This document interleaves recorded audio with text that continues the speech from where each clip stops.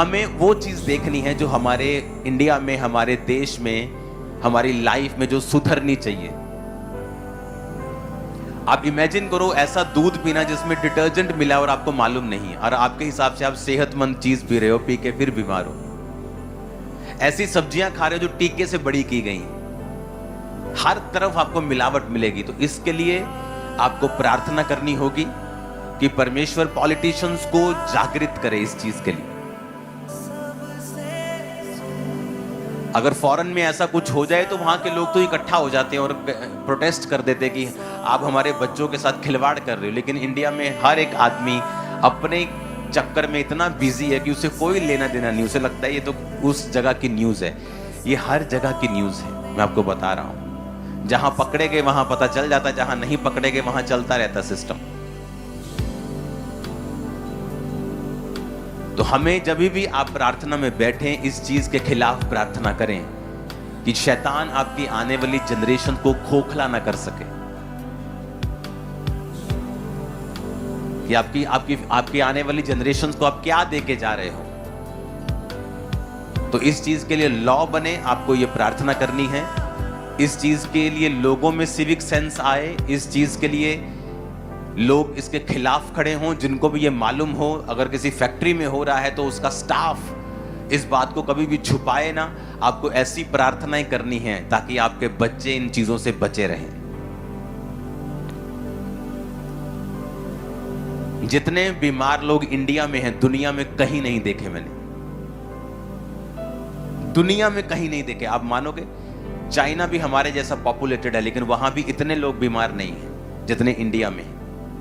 India की medical care दुनिया में कहीं नहीं है, इंडिया जैसी मेडिकल ट्रीटमेंट दुनिया में कहीं नहीं, अमेरिका में भी नहीं है। वहां तो एक डॉक्टर को अपॉइंटमेंट लेनी हो तो घुटने की सर्जरी अगर किसी ने करवानी तो 3 साल बाद की डेट मिलती है। इंडिया में आप कल करवानी हो तो वो कर देंगे आप। मेडिकल केयर इंडिया के नंबर 1 है, दुनिया में कोई मुकाबला नहीं। लेकिन बीमारी भी इंडिया में नंबर 1, हम बीमार भी नंबर 1 हैं। हर जगह मिलावट, हर जगह खराबी, हर जगह सिविक सेंस से परे हमें प्रार्थना करनी होगी कि परमेश्वर आने वाली जनरेशन्स जो हैं हम उन्हें क्या देके जा रहे हैं।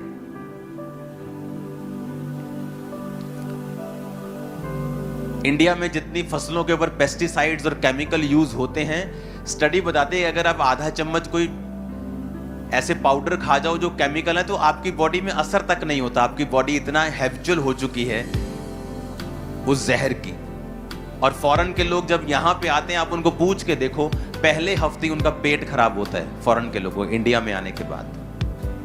आप चले जाओ फॉरेन, आपको कुछ नहीं होता। लेकिन जैसे ही फॉरेनर्स इंडिया में आते हैं, मुझसे मिलने के लिए हर वीक फॉरेन से लोग आते हैं, हर वीक। उनमें से 25-20% हॉस्पिटलाइज्ड होते हैं आते ही कि मेरे बेबी का पेट खराब हो गया, इसको ट्रिप लगवानी पड़ी।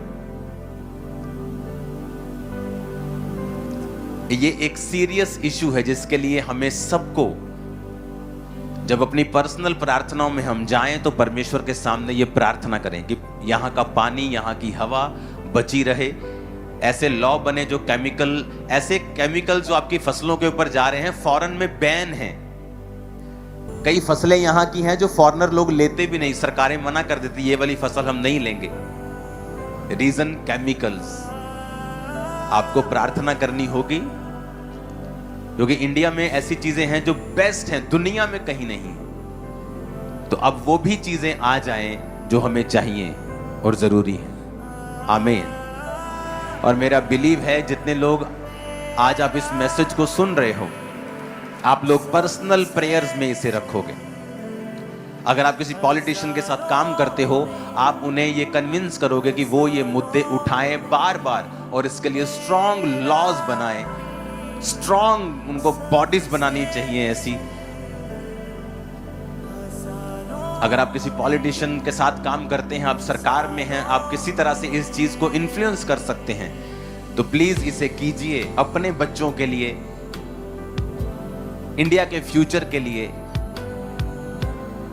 कि हम उन चीजों को बचा के रखें। अगर आप दुनिया में घूमिए, इधर से अंटार्कटिका के साइड पे पड़ता है न्यूजीलैंड और ऑस्ट्रेलिया, उधर अमेरिका, उधर यूरोप, अफ्रीका।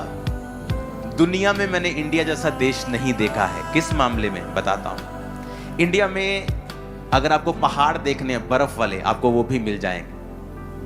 आपको दुबई के जैसा रेत का समंदर देखना है, आपको वो भी मिल जाएगा। आपको वर्षा वन देखने हैं, रेन फॉरेस्ट देखने हैं, आपको पूर्व की साइड पे, चिरापुंजी साइड पे, गुवाहाटी साइड पे वो भी मिल जाएंगे। आपको लो लेवल के पहाड़ देखने हैं, आप साउथ की साइड चले जाओ। आपको ग्रीनरी देखनी है, आप साउथ की साइड चले जाओ। आपको जमीनी इलाके देखने हैं, नदियां देखनी है, आप यूपी चले जाओ।